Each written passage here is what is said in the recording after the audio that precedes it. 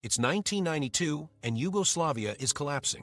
While the world watches the Soviet Union fall apart, another communist federation is dying down here in the Balkans.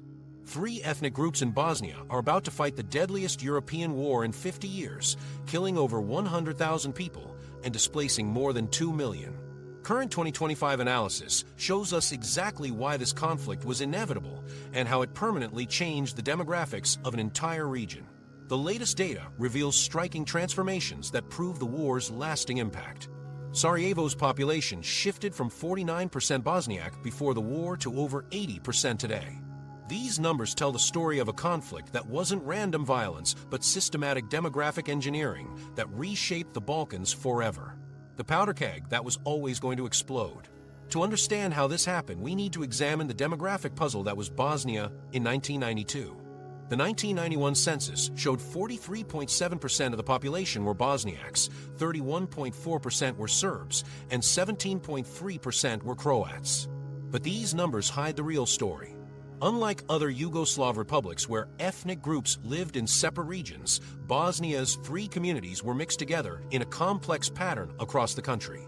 Sarajevo had roughly equal numbers of all three groups living on the same streets.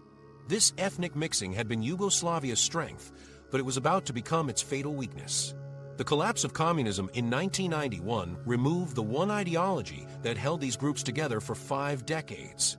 Communist Yugoslavia had actively promoted a unified Yugoslav identity that transcended ethnic lines. Mixed marriages were common, reaching over 25% of all marriages by 1991. Cities like Sarajevo prided themselves on being cosmopolitan and multicultural. But when the communist system fell apart, there was nothing to replace it except competing nationalisms. Each ethnic group began to see the others not as fellow citizens, but as potential threats to their survival in a post-communist world. The geographic distribution of these ethnic groups created a military nightmare. Serbs formed clear majorities in eastern Bosnia along the Drina River and in much of northern Bosnia. But they also lived in significant numbers throughout central Bosnia and even in Sarajevo itself.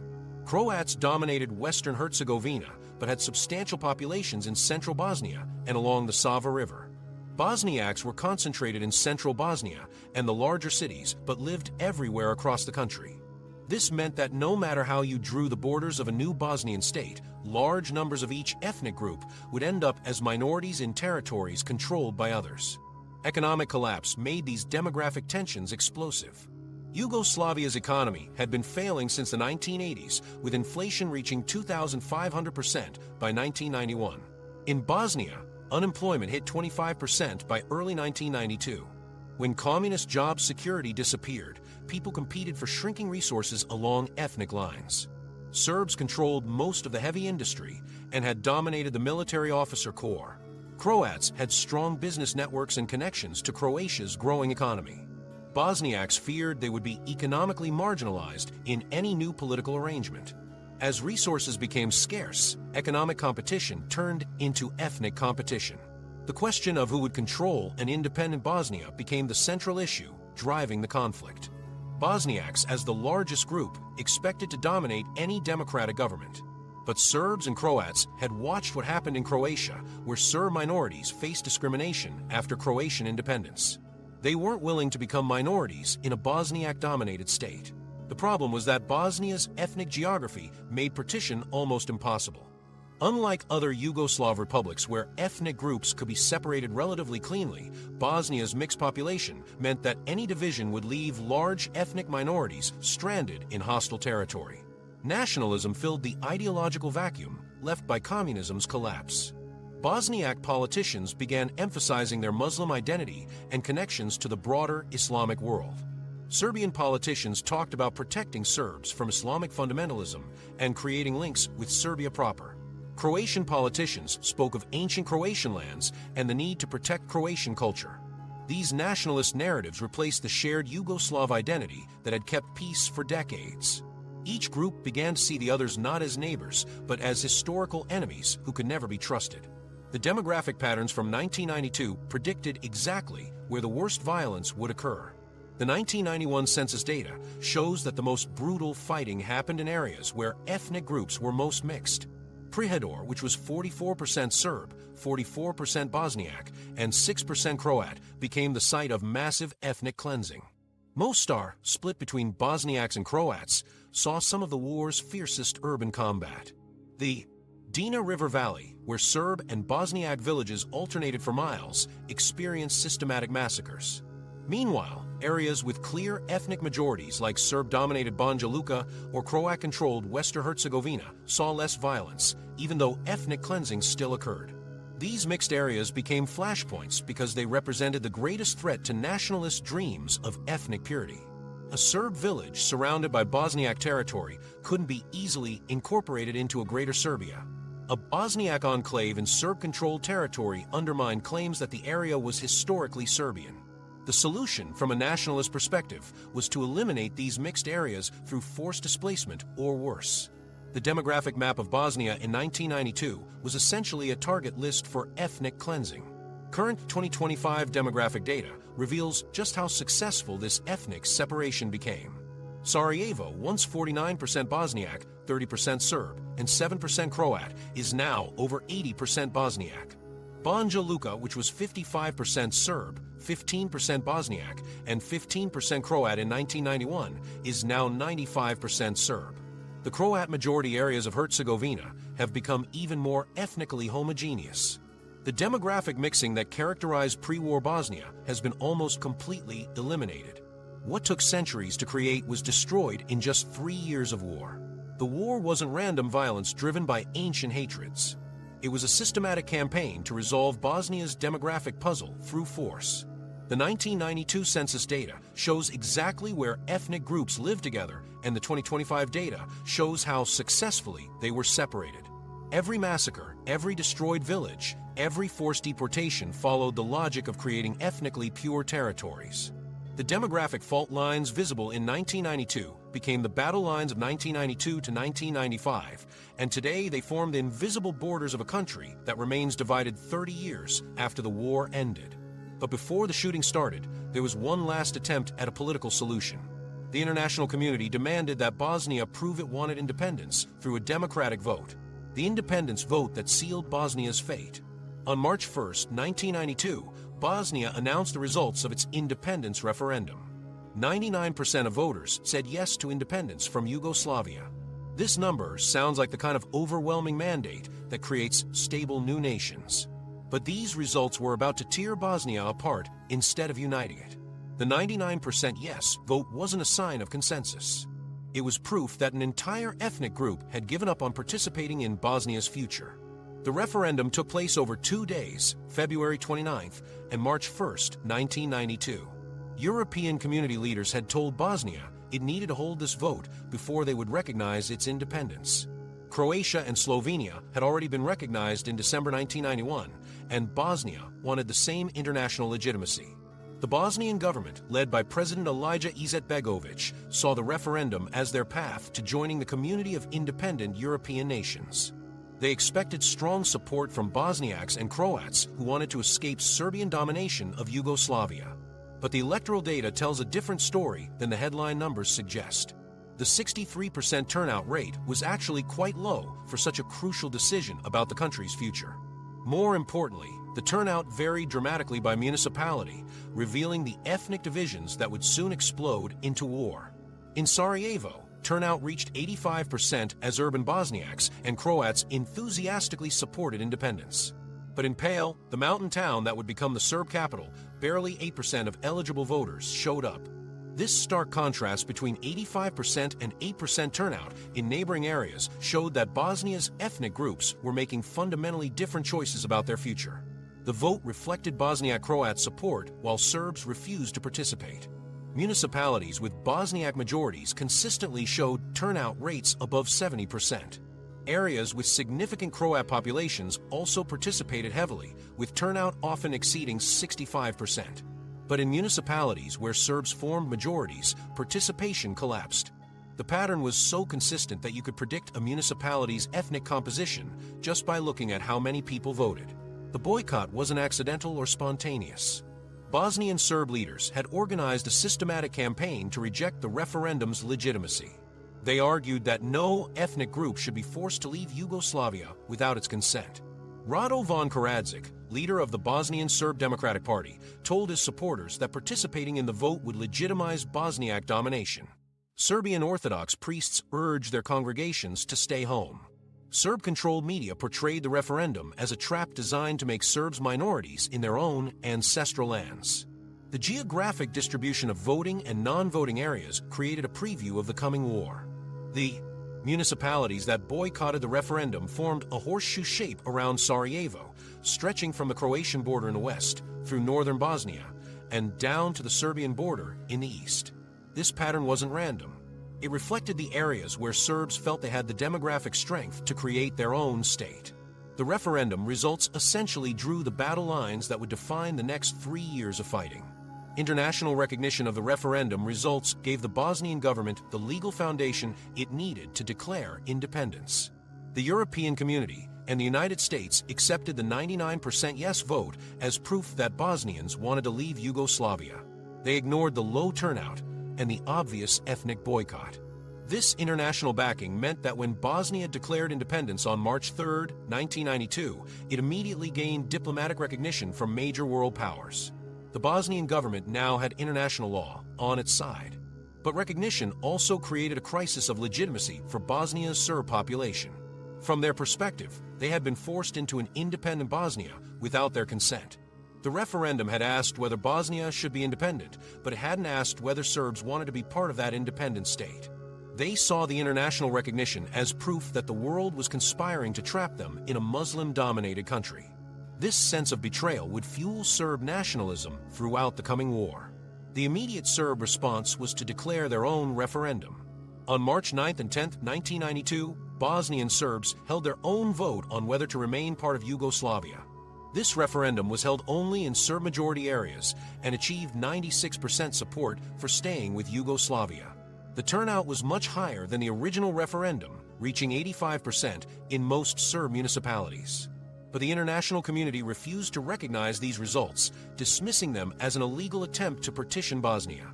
The competing referendum results created two incompatible visions of Bosnia's future. The March 1st vote showed that Bosniaks and Croats wanted independence and expected to control the new state. The March 9th vote proved that Serbs rejected independence and wanted to remain part of Yugoslavia. There was no middle ground between these positions. The referendum had forced each ethnic group to choose sides, and they had chosen different sides. The correlation between voting patterns and later ethnic cleansing zones was almost perfect. The municipalities that boycotted the independence referendum became the core territories of Republika Srpska, the Serb entity declared in April 1992. Areas like Prijedor, Bijeljina, and Zvornik, which had minimal participation in the March 1st vote, became sites of the most systematic ethnic cleansing. The Serb forces that took control of these areas justified their actions by pointing to the referendum boycott as proof that local Serbs had never consented to Bosnian independence. The 2025 population data reveals how successfully these referendum divisions were transformed into permanent demographic separation. Municipalities that boycotted the independence vote are now almost entirely Serb. The areas that voted for independence remain under Bosniak or Croat control, but they too have become ethnically homogeneous through displacement of minority populations. Today's demographic data shows that the referendum didn't create a unified Bosnia. Instead, it created a roadmap for partition that took 3 years of war to complete. The 99% yes vote that seemed to show overwhelming support for independence actually revealed that Bosnia's ethnic groups could no longer live together in the same state. The areas that voted yes remained with Bosnia, while the areas that boycotted the vote became Republika Srpska. The referendum had asked one question about independence, but had answered a different question about whether multi-ethnic Bosnia could survive. The Bosnian Serb Declaration of Independence wasn't a spontaneous reaction to the referendum results. It was part of a larger strategy that had been years in the making, orchestrated by a leader whose vision extended far beyond Bosnia's borders. Milosevic's master plan for Greater Serbia. Slobodan Milosevic had spent years preparing for this moment. As president of Serbia, he wasn't just supporting ethnic Serbs in Bosnia.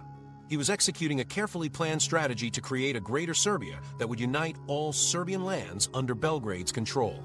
The recognition of Republika Srpska wasn't spontaneous solidarity with fellow Serbs. It was the opening move in a campaign to redraw Yugoslavia's borders through systematic demographic engineering.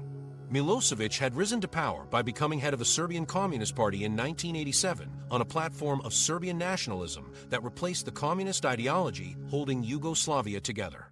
He understood that Serbia's demographic strength lay not just within its own borders, but in the Serbian populations scattered across other Yugoslav republics. In Bosnia, 1.3 million Serbs lived in areas that could potentially be connected to Serbia proper. In Croatia, another 600,000 Serbs occupied territories along the border with Bosnia. Milosevic saw these populations as the foundation for a greater Serbian state that would control much of the former Yugoslavia's territory. The strategy required transforming scattered Serbian communities into contiguous territory under Serbian control. This meant eliminating the mixed populations that had characterized Yugoslavia for decades. In Bosnia, Serbs formed clear majorities in about 60% of the territory, but this land was interrupted by Bosniak and Croat enclaves that prevented easy connection to Serbia. Milosevic's plan required clearing these non-Serbian populations to create unbroken Serbian territory stretching from Belgrade to the Adriatic Sea. The Yugoslav People's Army became Milosevic's primary tool for implementing this vision. By 1991, Serbian officers controlled 70% of the JNA's command structure, even though Serbs made up only 36% of Yugoslavia's population. When Slovenia and Croatia declared independence, Milosevic had already begun withdrawing JNA units from those republics and repositioning them in Bosnia. These weren't random troop movements.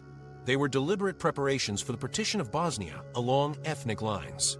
Throughout 1991, the JNA systematically distributed weapons to Serbian civilian populations in Bosnia, creating a network of armed militias that could quickly take control of Serbian majority areas. The coordination between Belgrade and Bosnian Serb forces was extensive and systematic.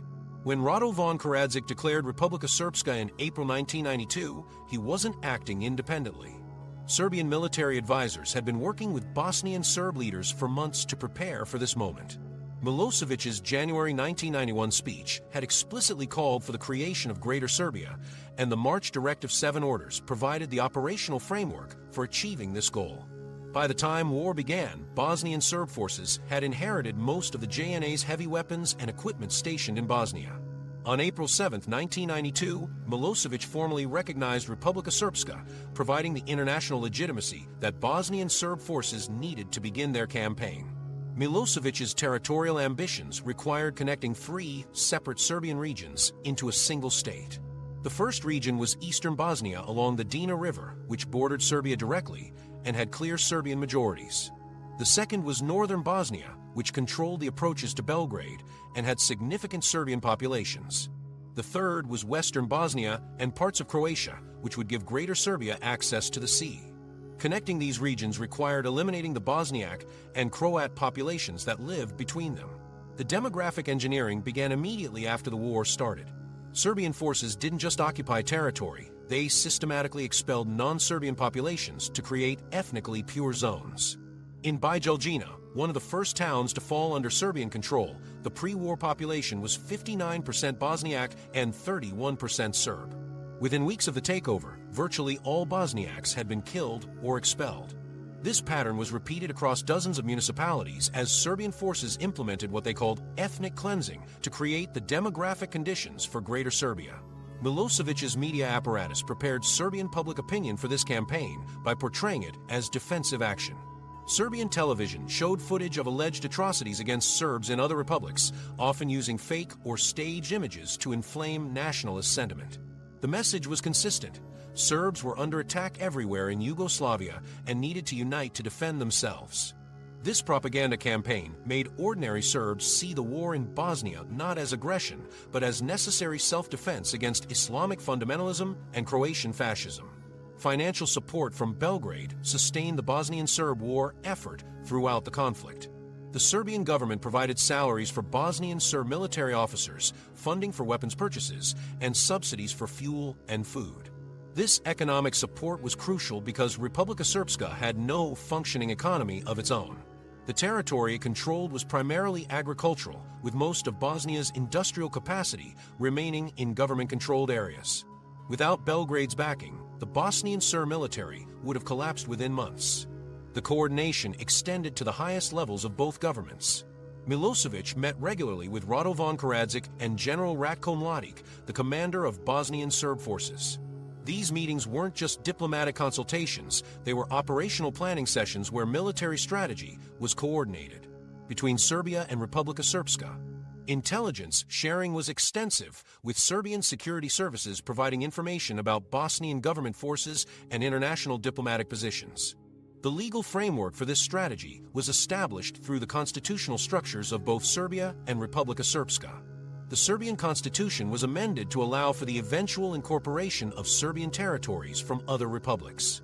Republika Srpska's constitution explicitly stated that it was part of the Serbian nation and could join Serbia at any time.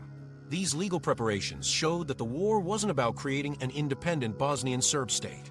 It was about creating Serbian territory that would eventually be absorbed into Greater Serbia. By 1995, much of Milosevic's territorial vision had been achieved. Serbian forces controlled about 70% of Bosnia's territory, and most of this land had been ethnically cleansed of non-Serbian populations. The demographic map of Bosnia had been fundamentally altered to create the contiguous Serbian territory that Greater Serbia required. But the most visible symbol of this campaign would unfold in Bosnia's capital, where the world would witness the systematic destruction of everything that multicultural Yugoslavia had represented. The siege that shocked the world. Sarajevo became the focal point of this campaign. In April 1992, it was Yugoslavia's most multicultural city. The 1991 census showed that 49.2% of the population were Bosniaks, 29.8% were Serbs, and 6.6% were Croats. But these numbers don't capture what made Sarajevo unique. Unlike other Yugoslav cities where ethnic groups lived in separate neighborhoods, Sarajevo's communities were completely mixed. Serbian families lived next door to Bosniak families who lived across the street from Croatian families. The city's schools were integrated, with children from all three groups attending classes together. Mixed marriages were common, reaching 25% of all unions in the city.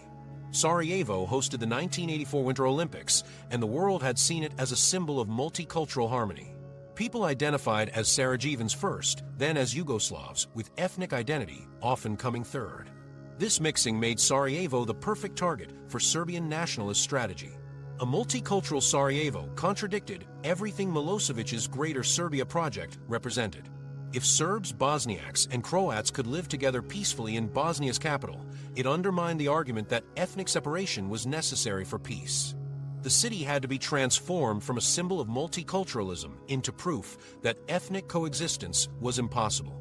The siege wasn't designed to capture Sarajevo militarily. It was designed to destroy the idea of Sarajevo as a multicultural city forever. Serbian forces positioned themselves in the hills surrounding Sarajevo with mathematical precision.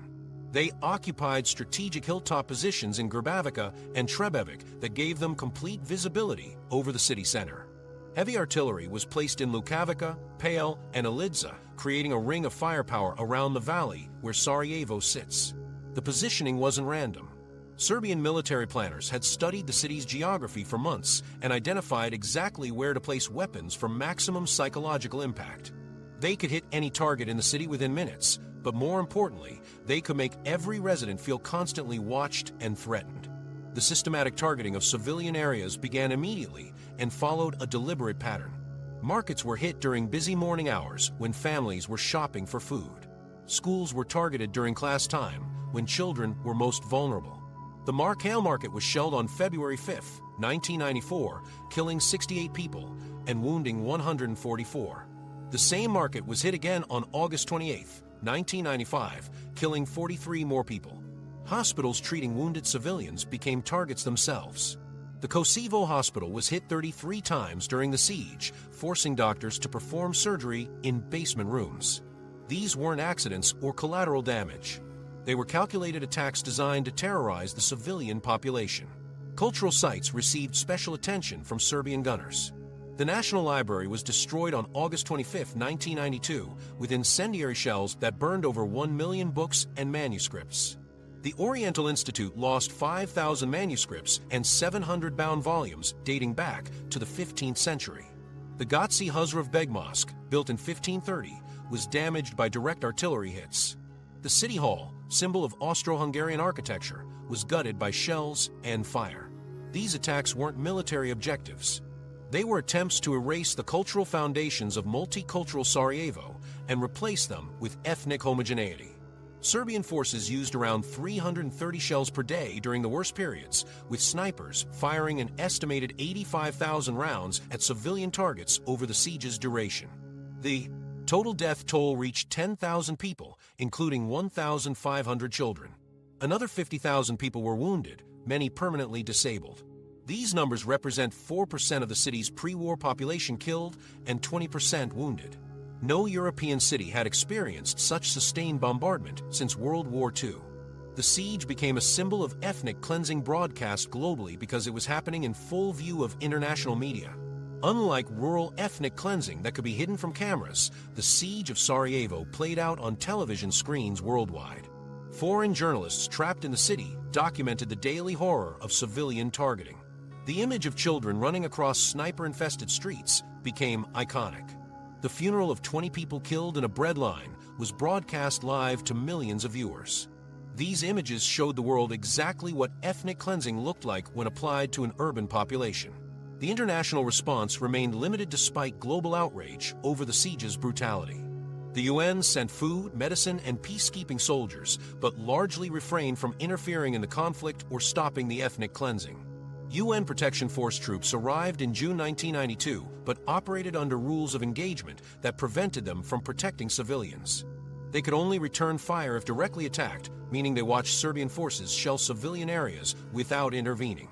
The UN declared Sarajevo a safe area in May 1993, but this designation provided no actual protection. NATO conducted its first combat action in 1994 when it shot down 4 Serb aircraft, but these limited interventions didn't significantly reduce the siege's intensity. The siege strategy was replicated in other Bosnian cities with devastating effectiveness. Mostar was besieged by Serbian forces in 1992, then by Croatian forces in 1993, destroying its famous bridge and dividing the city permanently. Gorazda was surrounded and shelled repeatedly, with its population dropping from 37,000 to 15,000.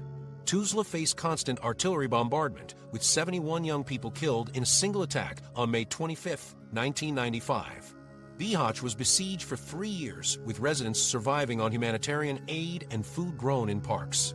Each siege followed the same pattern: encirclement, systematic targeting of civilians, and demographic pressure designed to force ethnic homogeneity.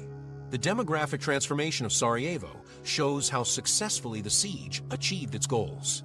The 2013 census revealed that Bosniaks now make up 80.7% of the city's population, while Serbs dropped to 4.7% and Croats to 3.9%.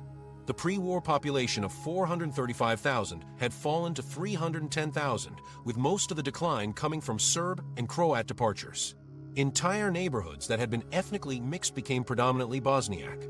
The suburb of Grbavica, which was 48% Serb before the war, is now 85% Bosniak. Ilidza, formerly 55% Serb, is now 70% Bosniak. These changes weren't temporary wartime displacement. They represent permanent demographic engineering accomplished through 44 months of systematic terror. The siege finally ended in February 1996, not because of international intervention, but because the broader war had shifted against Serbian forces. The siege had lasted 1,425 days, making it the longest siege in modern warfare. But its real achievement wasn't military. The siege had successfully transformed Sarajevo from a multicultural city into an ethnically homogeneous Bosniak stronghold. The demographic warfare had worked exactly as planned, permanently altering the population balance and making the return of multiculturalism impossible.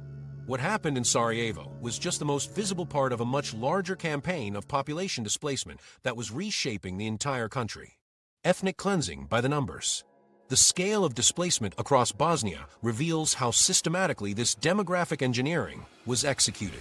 Over 2 million people were forced from their homes in just 3.5 years, representing nearly half of Bosnia's entire pre-war population of 4.4 million. This wasn't chaotic wartime violence. It was organized demographic engineering executed with industrial precision. Approximately 1.2 million Bosnians became refugees who fled to other countries, while another 800,000 became internally displaced within Bosnia itself. No European conflict since World War II had produced displacement on this scale. The refugee flows followed predictable patterns that match pre-war demographic maps exactly. Areas with the highest ethnic mixing in 1991 produced the largest displacement numbers. Prijedor municipality, which was 44% Bosniak, 42% Serb, and 5% Croat before the war, saw 52,000 people displaced out of a total population of 112,000. The Drina River Valley, where Serbian and Bosniak villages had alternated for centuries, emptied almost completely as 180,000 people fled their homes. Central Bosnia, where all three ethnic groups had lived together, produced 320,000 refugees and displaced persons. The correlation was perfect. The more mixed a region was before the war, the more people were forced to leave. Geographic analysis shows that ethnic cleansing moved in waves across Bosnia, following military advances and demographic objectives. The first wave in spring 1992 targeted eastern Bosnia along the Serbian border, displacing 140,000 people as Serbian forces carved out territory connecting Bosnia to Serbia proper. The second wave in summer 1992 hit northern Bosnia, forcing 200,000 people from their homes as Serbian forces secured the corridor linking Serbia to Serb-held areas of Croatia. The third wave in 1993 affected central Bosnia as Croatian forces turned against their former Bosniak allies, displacing another 180,000 people. Each wave followed the same pattern: military conquest followed by systematic expulsion of unwanted ethnic groups. The destruction of cultural and religious sites accompanied population displacement as part of the same demographic strategy. Serbian forces destroyed 614 mosques during the war, including architectural treasures dating back to the Ottoman period. The Ferhadija Mosque in Banja Luka, built in 1579, was dynamited in May 1993, along with 15 other mosques in the city. Croatian forces destroyed 150 mosques in areas under their control, while Bosnian government forces destroyed 3 Serbian Orthodox churches and 4 Catholic churches. But the destruction wasn't proportional. Serbian forces targeted 1,426 Islamic religious and cultural sites, while Croatian forces destroyed 720 such sites. The goal was to erase physical evidence that other ethnic groups had ever lived in these areas. The 1991 census, compared to immediate post-war population figures, reveals the extent of demographic transformation. Banja Luka's population dropped from 195,000 to 143,000, with the Bosniak population falling from 29,000 to fewer than 3,000. Prijedor's population declined from 112,000 to 57,000, with Bosniaks dropping from 49,000 to 6,000. Mostar's population fell from 126,000 to 75,000, with Serbs disappearing almost entirely from the city center. These weren't temporary wartime evacuations. They represented permanent demographic engineering that altered the ethnic composition of dozens of municipalities. Each ethnic group experienced displacement differently based on their geographic distribution and military position. Bosniaks, who were scattered across Bosnia in both urban and rural areas, experienced the highest displacement rates. An estimated 1.3 million Bosniaks were forced from their homes, representing 65% of the total Bosniak population. Serbs experienced displacement primarily in areas that came under Croatian or Bosnian government control, with 400,000 Serbs forced to move. Croats were displaced both by Serbian forces in eastern Bosnia and by Bosnian government forces in central Bosnia, with 300,000 Croats leaving their homes. The displacement wasn't random. Each group was systematically removed from areas where they formed minorities. Concentration camps played a crucial role in the demographic engineering process by serving as collection points for unwanted populations before deportation. Serbian forces operated over 600 detention facilities as a system for processing the massive displacement of 1.3 million Bosniaks and 400,000 Serbs, including the notorious camps at Omarska, Karaterm, and Trnopolj near Prijedor. These camps processed thousands of Bosniak and Croat civilians, separating men of military age for execution, while deporting women, children, and elderly people to government-controlled territory. The camps weren't designed for long-term detention. They were processing centers for ethnic cleansing. The 1996 UNHCR census revealed the demographic realities created by systematic displacement. The census counted 3,919,953 people in Bosnia, nearly 500,000 fewer than the pre-war population. The Federation of Bosnia and Herzegovina had 2,444,665 residents, with Bosniaks comprising 72.5% and Croats 22.8%. Republika Srpska had 1,475,288 residents, with Serbs making up 96.8%, Bosniaks 2.2%, and Croats 1%. These figures showed that ethnic cleansing had achieved its goal of creating ethnically homogeneous territories. The mixed populations that had characterized pre-war Bosnia had been eliminated through systematic displacement. The efficiency of the displacement operation required extensive planning and coordination. Serbian forces used trains to deport civilians from Prihedor to government-controlled territory, processing 3,000 people per day at peak efficiency. Croatian forces organized bus convoys to move unwanted populations, often stripping deportees of their possessions before transport. Local militias compiled lists of residents to be deported, working from pre-war census data to identify minority populations. The systematic nature of these operations showed that ethnic cleansing wasn't spontaneous violence, but organized demographic engineering. Property destruction accompanied population displacement to ensure that expelled populations couldn't return. Serbian forces razed 18,000 houses in Prihedor municipality alone to prevent return, making it impossible for families to come back even if security conditions improved. The destruction targeted not just homes but also businesses, schools, and community centers that had served as gathering places for minority populations. The goal was to eliminate the physical infrastructure that had supported multi-ethnic communities. The displacement created new demographic realities that would outlast the war itself. Areas that had been ethnically mixed for centuries became homogeneous within months. Srebrenica, which was 73% Bosniak before the war, became 100% Serb after July 1995. Drvar, which was 97% Serb in 1991, became majority Croat after the original population fled. These changes weren't temporary wartime disruptions. They represented permanent demographic engineering that transformed Bosnia's ethnic map. International documentation of the displacement process proved its systematic nature. UN observers recorded organized convoys of deportees, systematic house burnings, and coordinated military operations designed to empty specific areas of unwanted populations. The evidence showed that ethnic cleansing followed clear patterns based on pre-war demographics and military objectives. The displacement wasn't random violence driven by ethnic hatred. It was systematic demographic engineering that permanently altered Bosnia's population map according to nationalist visions of ethnic purity. But the Serbian campaign wasn't the only force reshaping Bosnia's demographics. The alliance that had initially formed to resist Serbian expansion was about to fracture along the same ethnic lines that had already torn the country apart. The Croat-Bosniak War within the war. In April 1992, Croatian and Bosniak forces stood together against Serbian aggression. The Croatian Defense Council, known as the HVO, coordinated military operations with the Army of the Republic of Bosnia and Herzegovina. Croatian President Franjo Tuđman had publicly supported Bosnian independence and provided weapons to both Croatian and Bosniak forces fighting Serbian units. The alliance made strategic sense. Croats represented 17% of Bosnia's population, but were concentrated in specific regions where they could establish defensive positions. Bosniaks controlled the central government and most major cities, but needed Croatian military expertise and supply lines. Together, they hoped to prevent Serbian forces from conquering the entire country. The partnership produced early military successes that gave both sides confidence in their cooperation. Joint Croatian-Bosniak operations in May 1992 prevented Serbian forces from capturing Mostar completely. Combined units successfully defended Travnik and Vitez from Serbian attacks throughout the summer. Croatian artillery supported Bosniak defenders in Sarajevo during the siege's early months.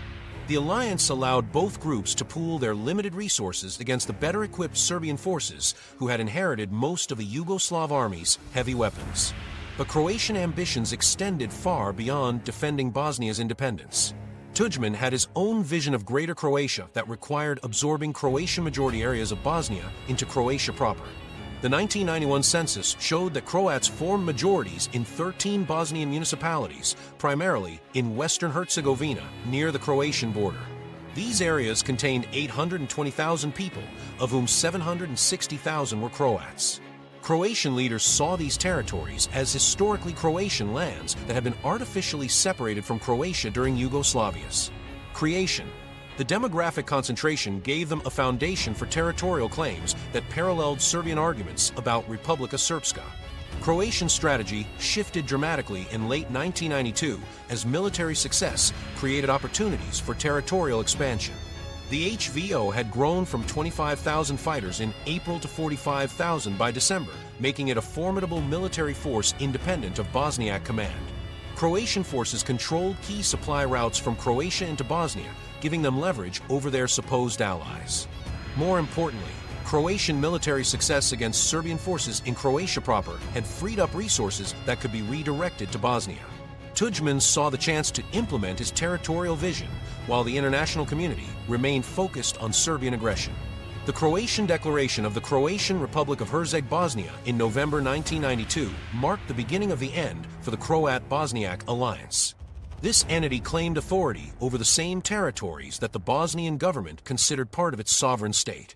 Croatian forces began establishing their own administrative structures, collecting taxes, and operating independently of Sarajevo's authority. The declaration wasn't just symbolic.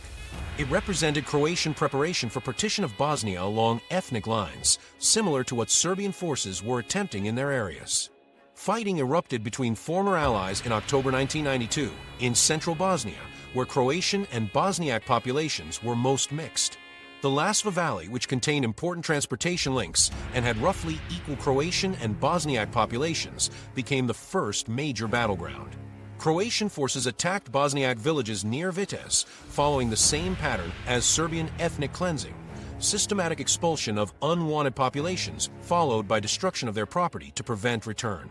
The alliance that had seemed so natural 6 months earlier was collapsing into ethnic warfare. This three-way conflict transformed international intervention from a relatively straightforward humanitarian mission into a complex diplomatic nightmare. UN peacekeepers found themselves mediating between 3 different armies instead of 2. Arms embargoes that had been designed to prevent Serbian aggression now prevented Bosniak forces from defending themselves against both Serbian and Croatian attacks. International recognition of Bosnia's government became meaningless when Croatian forces openly defied Sarajevo's authority and established their own parallel institutions. The April 1993 massacre in Omicide demonstrated that Croatian forces had learned ethnic cleansing techniques from their Serbian enemies and applied them with similar brutality. HVO forces systematically executed 103 Bosniak civilians, including 32 women and children, as they moved through the village house by house. Croatian forces destroyed 52 houses and burned the local mosque, following the same pattern as Serbian ethnic cleansing: systematic targeting of civilians, destruction of religious sites, and elimination of physical evidence that other ethnic groups had lived in the area. The HVO operated 37 detention camps where Bosniak civilians were held in conditions comparable to Serbian facilities. Mostar became the symbol of Croatian-Bosniak conflict, as the city was literally divided down the middle. Croatian forces controlled the western bank of the Neretva River, while Bosniak forces held the eastern bank. The medieval bridge that had connected the two sides for 400 years was destroyed by Croatian artillery on November 9, 1993. The destruction was filmed and broadcast worldwide, showing the international community that ethnic nationalism had infected all sides of the conflict. The bridge's destruction represented the death of multicultural Bosnia and the triumph of ethnic separation over centuries of coexistence. The internal conflict between Croats and Bosniaks weakened resistance to Serbian expansion at the worst possible moment. While Croatian and Bosniak forces fought each other in central Bosnia, Serbian forces continued their ethnic cleansing campaign in eastern Bosnia. The siege of Sarajevo continued without effective relief operations because Croatian-Bosniak fighting disrupted supply lines. The three-way conflict played directly into Serbian strategic objectives by preventing effective opposition to their territorial gains. International pressure eventually forced Croatian and Bosniak leaders to restore their alliance through the Washington Agreement in March 1994. The United States mediated this crucial agreement that re-established the Federal Republic of Bosnia and Herzegovina and renewed the Croatian-Bosniak alliance against Serbian forces. But the damage had been done. The Croatian-Bosniak War had proven that ethnic nationalism, not democratic ideals, was driving the conflict. All three sides wanted ethnically pure territories and were willing to use identical methods to achieve them. The war within the war had demonstrated that Bosnia's ethnic groups could not coexist peacefully once nationalist ideologies replaced the Yugoslav identity that had held them together for decades. As the renewed alliance began coordinating military operations in 1994, the international community was about to discover that diplomatic solutions and peacekeeping missions had fundamental limitations when confronting systematic ethnic cleansing. Srebrenica, when safe zones became killing fields.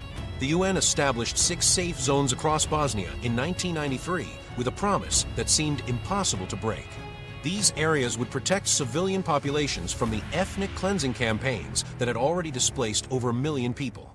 Srebrenica, a small mining town in eastern Bosnia, became one of these designated safe zones on April 16, 1993.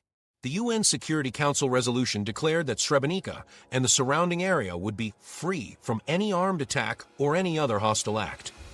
For the 40,000 Bosniak refugees who had fled there from surrounding villages, this international guarantee represented their last hope for survival in a region where Serbian forces had systematically expelled non-Serb populations. The promise of protection drew desperate families from across eastern Bosnia to Srebrenica throughout 1993 and 1994. The town's pre-war population of 5,700 had swelled to over 42,000 people living in overcrowded conditions. Refugees slept in schools, mosques, and private homes, with entire families sharing single rooms.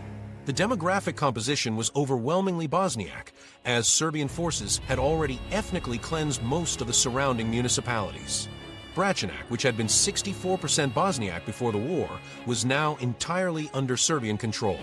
Zvornik, previously 60% Bosniak, had been cleared of its Muslim population by May 1992. Srebrenica represented one of the last remaining Bosniak enclaves in eastern Bosnia, surrounded by Serbian-controlled territory on all sides. The international protection consisted of just 374 Dutch soldiers from United Nations Protection Force, known as UNPROFOR. These peacekeepers were lightly armed and operated under strict rules of engagement that prevented them from using force except in self-defense. They had no heavy weapons, no air support readily available, and no mandate to actively defend the civilian population against attack. The Dutch battalion was supposed to deter Serbian aggression through their presence alone, but Serbian forces had repeatedly tested the UN's resolve by attacking the safe zone's perimeter and restricting humanitarian aid deliveries. Serbian military planning for the capture of Srebrenica began months before the July 1995 attack. General Ratko Mladić, commander of the Bosnian Serb army, issued Directive 7 in March 1995, which ordered his forces to create an unbearable situation of total insecurity with no hope of further survival or life for the inhabitants of Srebrenica. The directive wasn't about military conquest. It was about demographic engineering designed to eliminate the last significant Bosniak population in eastern Bosnia. Serbian forces positioned heavy artillery around the enclave and conducted reconnaissance missions to identify the best approach routes for a final assault. The attack began on July 6, 1995, with Serbian forces advancing from multiple directions simultaneously. The Dutch peacekeepers requested NATO air support as Serbian tanks approached the town center, but the strikes were limited and ineffective. By July 11th, Serbian forces had occupied Srebrenica completely, with the Dutch battalion offering no resistance. The 374 peacekeepers were completely outmatched by 2,000 Serbian soldiers who marched into the town. The UN forces had decided to protect their equipment and supplies rather than the civilian population they were mandated to defend. The force ratio made resistance futile, but the complete abandonment of the civilian population shocked the international community. The systematic execution of Bosniak men began immediately after Serbian forces took control. Serbian soldiers separated men and boys from women and children, promising that the separation was temporary and that families would be reunited later. Women and children were loaded onto buses and transported to Bosnian government-controlled territory near Tuzla. Men between the ages of 16 and 65 were taken to detention facilities in nearby schools, warehouses, and fields. The separation process was methodical and thorough, with Serbian forces using lists of names to identify specific individuals for execution. Over the course of 5 days, Serbian forces executed approximately 8,000 Bosniak men and boys, as confirmed by UN findings. The executions took place at multiple locations across the region, with Serbian forces using heavy machinery to dig mass graves and transport bodies to burial sites. The killings were systematic and organized, continuing even after the initial capture as Serbian forces hunted down men who had tried to flee through the forests toward Bosnian government territory. The international community's response during the massacre was catastrophically inadequate. UN commanders in Sarajevo received reports of mass executions but took no action to verify or prevent them. NATO air strikes were called off after Serbian forces threatened to kill Dutch peacekeepers they had taken hostage. The Security Council held emergency meetings but produced only statements of concern rather than military intervention. The United States and European powers had intelligence about the scale of the killings but chose not to act decisively while the massacres were occurring. The immediate demographic impact on the region was exactly what Serbian forces had intended. The Srebrenica municipality, which had been 73% Bosniak according to the 1991 census, was now completely emptied of its Muslim population. The surrounding municipalities of Bračanac, Skalani, and Milici became entirely Serbian as well. The ethnic cleansing of eastern Bosnia was complete, with over 200,000 Bosniaks expelled or killed in a region that had been their homeland for centuries. The massacre became a turning point because it demonstrated the complete failure of passive peacekeeping. The UN's own investigation later concluded that all sides had violated the Geneva Conventions but described the Serbian offensive as systematic ethnic cleansing. The report acknowledged that the international community had failed to protect civilians in its own designated safe zones. The images of Dutch peacekeepers standing aside while Serbian forces rounded up men for execution destroyed the credibility of UN peacekeeping operations worldwide. The broader strategy behind Srebrenica extended far beyond eliminating one Bosniak enclave. The massacre was designed to complete the ethnic cleansing of eastern Bosnia and create a solid block of Serbian territory connecting Serbia proper to Serbian-held areas of Bosnia. The elimination of Srebrenica removed the last obstacle to Serbian control over the entire Drina River Valley, which had been a key objective of the Greater Serbia project since 1991. The scale of the killings and the complete failure of UN protection had shocked even countries that had previously avoided military intervention. The massacre provided clear evidence that ethnic cleansing could not be stopped through diplomatic pressure or passive peacekeeping. It demonstrated that Serbian forces would continue their demographic engineering until they were stopped by force. The international community now faced a choice between accepting the completion of ethnic cleansing or taking military action to prevent it. NATO's bombs and the tide of war. NATO's first sustained bombing campaign began within weeks of the Srebrenica massacre. Operation Deliberate Force launched on August 30th, 1995, with NATO warplanes striking Serbian military targets across Bosnia. The operation ran for 3 weeks until September 20th, delivering 338 targeted strikes on Serb positions that had been used to coordinate ethnic cleansing operations. F-16 fighters from multiple NATO countries flew over 3,500 sorties, dropping precision-guided bombs on ammunition depots, radar installations, and communication centers. The strikes were concentrated and systematic, designed to cripple Serbian military capabilities rather than simply send diplomatic messages. The timing of NATO's intervention coincided perfectly with Croatian military preparations that had been months in the making. Croatian forces had spent 1995 rebuilding their army with American military advisors who provided training in modern warfare techniques. The Croatian military had learned from their earlier defeats and now possessed better equipment, improved tactics, and coordinated command structures. By August 1995, Croatia had assembled 200,000 troops equipped with tanks, artillery, and aircraft that could challenge Serbian forces effectively. Croatian Operation Storm began on August 4, 1995, with a massive offensive that recaptured the Krajina region of Croatia in just 4 days, running until August 7th. This operation displaced 200,000 Serbs from areas they had controlled since 1991, reversing years of Serbian territorial gains. The success demonstrated that Serbian forces were not invincible and that coordinated military action could reverse ethnic cleansing. More importantly, the Croatian victory opened new supply lines to Bosnian government forces and freed up Croatian units that could be deployed to Bosnia. The coordination between NATO airstrikes and ground offensives created a two-front war that Serbian forces couldn't sustain. While NATO bombed Serbian positions from the air, Croatian and Bosnian forces advanced on the ground, capturing territory that had been under Serbian control for 3 years. The timing was precise and deliberate.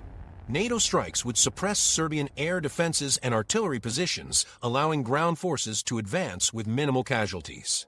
The combination of air power and ground operations proved far more effective than either approach alone. Bosnian government forces gained momentum as international support shifted the military balance in their favor. The Army of the Republic of Bosnia and Herzegovina had grown from 100,000 troops in 1992 to 200,000 by 1995, but they had remained poorly equipped and surrounded by Serbian forces.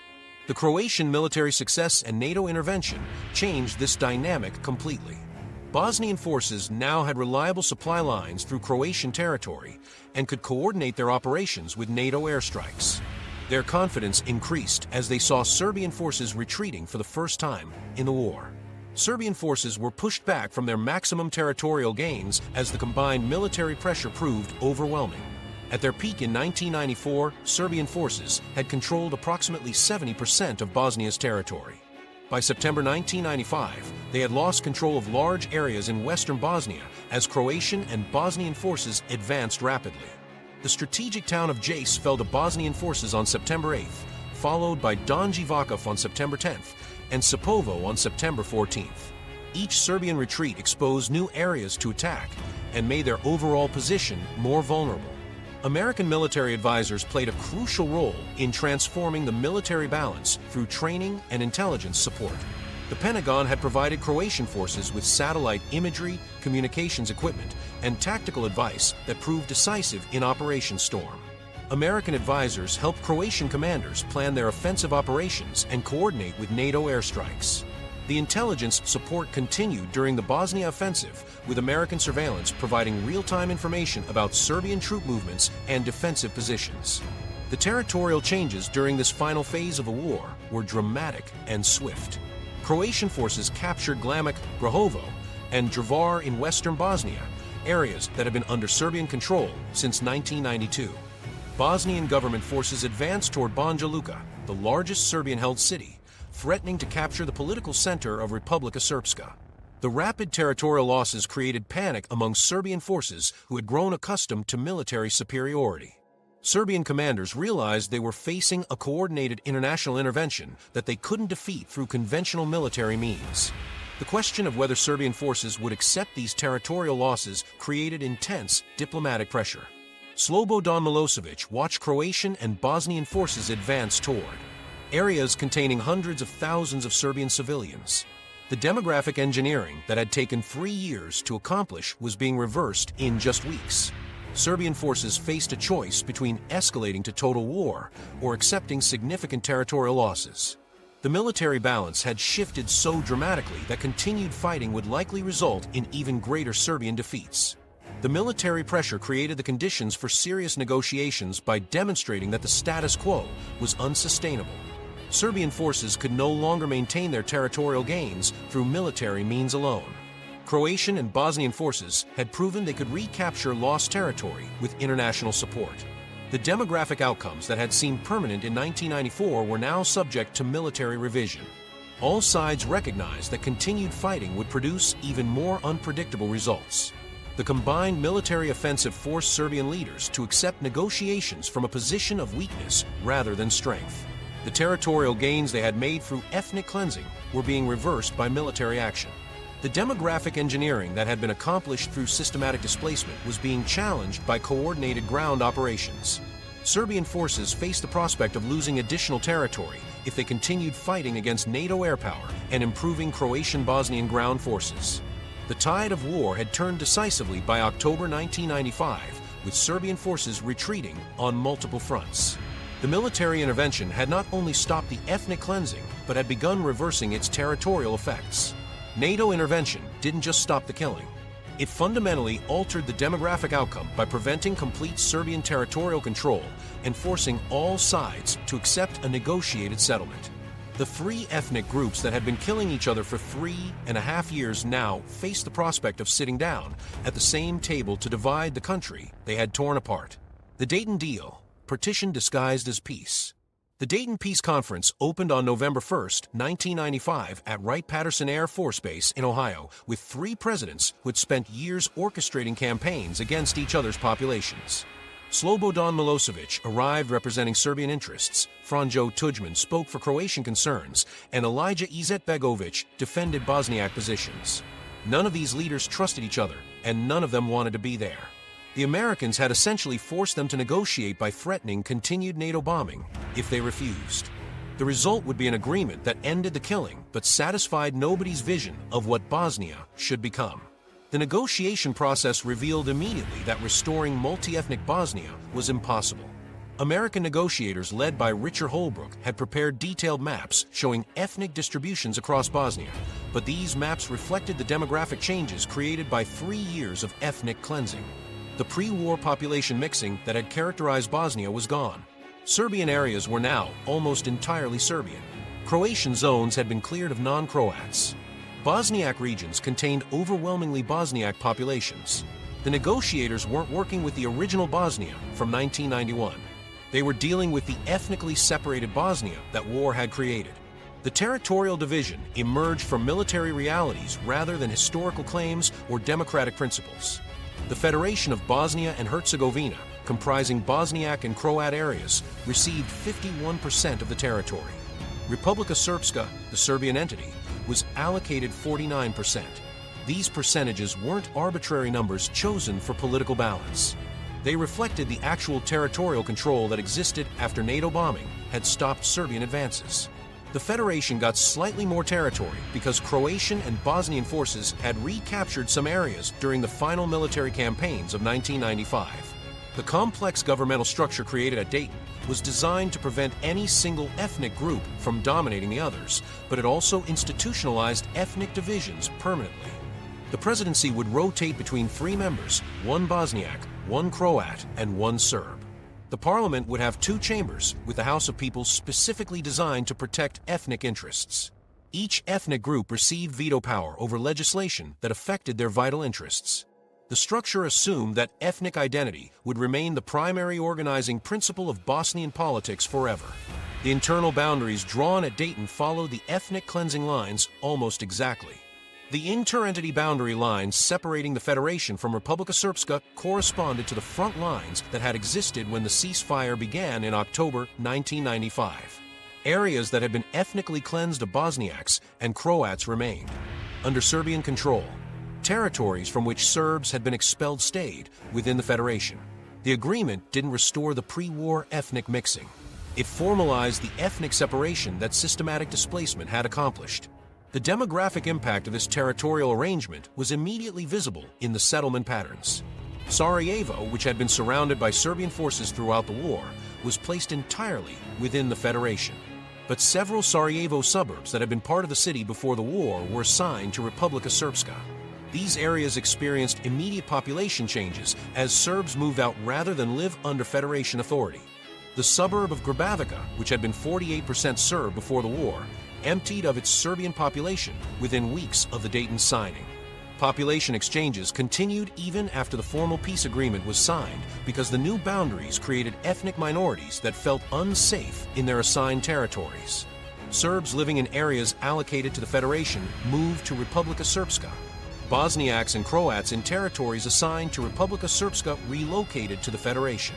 These movements weren't forced deportations like the wartime ethnic cleansing, but they were still systematic relocations driven by ethnic fears. The peace agreement had created incentives for continued ethnic separation.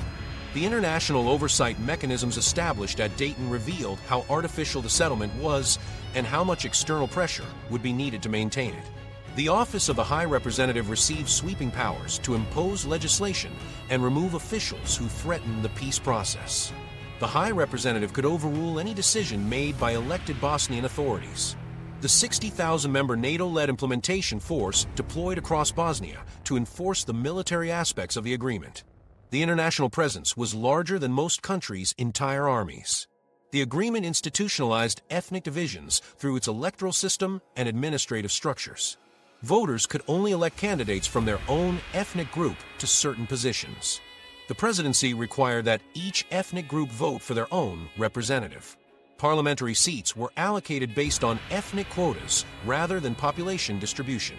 Political parties organized along ethnic lines, with very few genuinely multi-ethnic parties surviving the new system. The structure made ethnic identity more important than citizenship or shared interests. The refugee return provisions of Dayton demonstrated the fundamental contradiction in the peace agreement.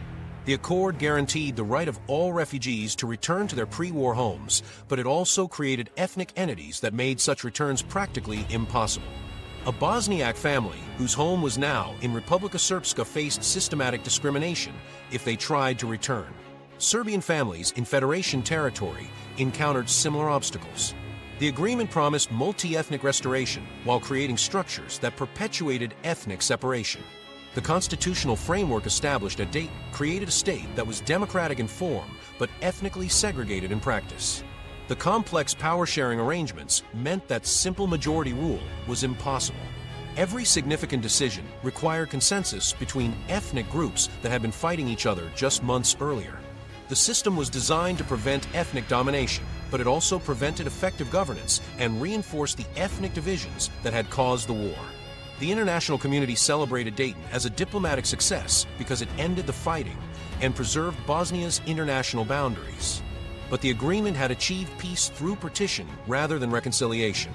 The ethnic cleansing that had seemed like a temporary wartime phenomenon became permanent through the political structures created at Dayton. The accord didn't restore the multi-ethnic Bosnia that had existed before 1992. It created a legal framework for the ethnic separation that war had already accomplished, ensuring that the demographic changes achieved through systematic displacement would become the foundation of Bosnia's post-war political order. 3 decades later, the full extent of this transformation has become clear through comprehensive demographic analysis. Bosnia today, the permanent scars of war. Current demographic data shows a Bosnia that bears almost no resemblance to the multi-ethnic country that existed before 1992. Republika Srpska now contains 1,228,000 people, of whom 1,171,000 are Serbs, representing 95.4% of the population. The Federation of Bosnia and Herzegovina has 2,371,000 residents, with Bosniaks comprising 70.8% and Croats making up 23.4%. These numbers show that the ethnic cleansing campaigns of the 1990s achieved their fundamental objective. The demographic mixing that had characterized Bosnia for centuries has been almost completely eliminated through systematic displacement and population transfers. The comparison with pre-war figures demonstrates the scale of permanent demographic change. Sarajevo, which was 49.2% Bosniak, 29.8% Serb, and 6.6% Croat in 1991, is now 84.3% Bosniak, 4.1% Serb, and 4.8% Croat. Banja Luka, previously 54.6% Serb, 14.6% Bosniak, and 14.8% Croat, has become 96.2% Serb, with virtually no Bosniak or Croat population remaining. The transformation extends to smaller municipalities as well. Prihedor, where massive ethnic cleansing occurred in 1992, shifted from 44% Bosniak and 42% Serb to 93% Serb and 2% Bosniak. These changes represent permanent population displacement affecting over 2 million people who never returned to their original homes. Education systems have become completely segregated along ethnic lines, creating separate school systems that ensure ethnic divisions persist into future generations. In the Federation, Bosniak and Croat children attend different schools or separate classes within the same buildings, following different curricula that emphasize their distinct ethnic identities. History textbooks present conflicting narratives about the war, with each ethnic group learning that they were victims while the others were aggressors. Serbian schools in Republika Srpska teach that the war was defensive action against Islamic fundamentalism, while Federation schools describe it as Serbian aggression against a legitimate multi-ethnic state. The political system institutionalized at Dayton has become even more ethnically rigid over time. The 2022 elections returned the same nationalist parties that dominated politics throughout the post-war period. The Alliance of Independent Social Democrats won 84% of Serb votes, the Party of Democratic Action secured 71% of Bosniak support, and the Croatian Democratic Union captured 78% of Croatian votes. These parties campaign exclusively on ethnic platforms, promising to protect their group's interests against the other ethnicities. Multi-ethnic political parties have virtually disappeared, with the last genuinely integrated party losing its parliamentary representation in 2018. Economic indicators reflect the persistent ethnic divisions that continue to shape Bosnia's development. The unemployment rate stood at 11.7% in December 2024, but this figure masks significant regional variations. Republika Srpska maintains stronger economic ties with Serbia than with the Federation, with 67% of its trade conducted with Belgrade. The Federation entities have developed separate economic relationships with Croatia and Turkey respectively. The GDP growth rate of 1.7% in March 2025 represents one of the lowest rates in the Balkans, partly due to the administrative complexity created by ethnic power-sharing arrangements. Political tensions have escalated dramatically in recent years, with Republika Srpska leadership taking actions that undermine state authority. Milorad Dodik's 2025 referendum law draft represents the most serious challenge to Bosnia's constitutional order since Dayton, creating a legal framework for potential secession that directly contradicts the peace agreement.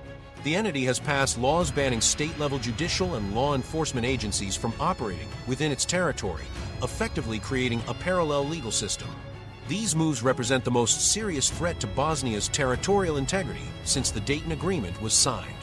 War criminals remain celebrated figures in their ethnic communities, demonstrating how the war's legacy continues to poison interethnic relations. Ratko Mladić, convicted of genocide for his role in Srebrenica, is portrayed as a hero in Serbian media and schools. Streets in Republika Srpska are named after convicted war criminals, while monuments honor military units that participated in ethnic cleansing. Similar patterns exist in Croatian areas where figures responsible for ethnic cleansing are commemorated as liberation heroes. These celebrations ensure that the war's divisions remain fresh in public memory. Refugee return statistics show the permanent nature of ethnic separation. The UN High Commissioner for Refugees reports that only 7% of displaced persons have returned to areas where they would be ethnic minorities. Srebrenica, which was 73% Bosniak before the war, now has fewer than 2,000 Bosniak residents out of a total population of 7,000. The return rate for Serbs to Federation territory remains below 3%, while Bosniak and Croat returns to Republika Srpska hover around 5%. These numbers demonstrate that ethnic cleansing created permanent demographic changes that 2 decades of international intervention has failed to reverse. The demographic crisis facing Bosnia extends beyond ethnic divisions to include massive population decline. Bosnia's population dropped from 4.4 million in 1991 to 3.53 million in the 2013 census, with UN projections estimating 3.36 million by 2025. The population is expected to shrink by 22% by 2050, making Bosnia one of the fastest declining countries in Europe. Young people emigrate at alarming rates, with 45% of university graduates leaving the country within 5 years of completing their studies. The emigration patterns follow ethnic lines, with Serbs moving to Serbia, Croats to Croatia, and Bosniaks to Western Europe or North America. Younger generations are growing up in ethnically homogeneous environments that their parents never experienced. Children born after 1995 have lived their entire lives in ethnically separated communities, attending segregated schools and consuming ethnic media. Surveys show that 73% of young people have no friends from other ethnic groups, compared to 89% of older generations who had close interethnic friendships before the war. This segregation ensures that ethnic divisions will persist even as memories of the actual fighting fade. The war's demographic legacy continues to shape political outcomes in predictable ways. Electoral maps from 2022 show that voting patterns correspond almost exactly to ethnic boundaries established during the war. Municipalities that experienced ethnic cleansing vote overwhelmingly for nationalist parties, while areas that remained ethnically mixed maintained slightly more moderate politics.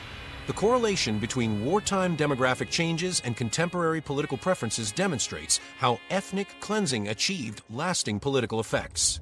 International pressure remains the primary factor preventing Bosnia's complete dissolution. The European Union has conditioned membership negotiations on maintaining the country's current borders, while NATO has made clear that any unilateral secession would face military intervention. The Office of the High Representative continues to exercise extensive powers over domestic politics, removing officials who threaten the peace process. Without this external pressure, Bosnia would likely fragment along the ethnic lines established during the war. 30 years after the Dayton Agreement, Bosnia has become a collection of ethnically pure territories held together by international pressure and constitutional arrangements that all sides resent. The demographic engineering accomplished through systematic ethnic cleansing has created a permanent reality that defines Bosnia's politics, economics, and social structure. The war may have ended in 1995, but its demographic consequences continue to shape every aspect of Bosnian society. The numbers tell a story that extends far beyond Bosnia's borders, revealing how systematic population displacement can permanently alter the ethnic composition of entire regions. The Bosnian War permanently changed the demographic map of the Balkans through systematic ethnic cleansing that displaced over 2 million people. Bosnia's population fell from 4.377 million in 1991 to 3.358 million in 2022, a loss of over 1 million people, according to UN and national data. The ethnic cleansing objectives were largely successful. Areas that were ethnically mixed before 1992 are now homogeneous, with return rates below 7% for displaced minorities. The institutional challenges remain formidable. Segregated schools teach conflicting versions of history, separate political systems prevent meaningful cooperation, and entrenched nationalist parties continue to dominate elections. These structures, rooted in the Dayton framework, create barriers to genuine reunification that extend far beyond the original demographic displacement, ensuring that the war's divisions will persist for generations.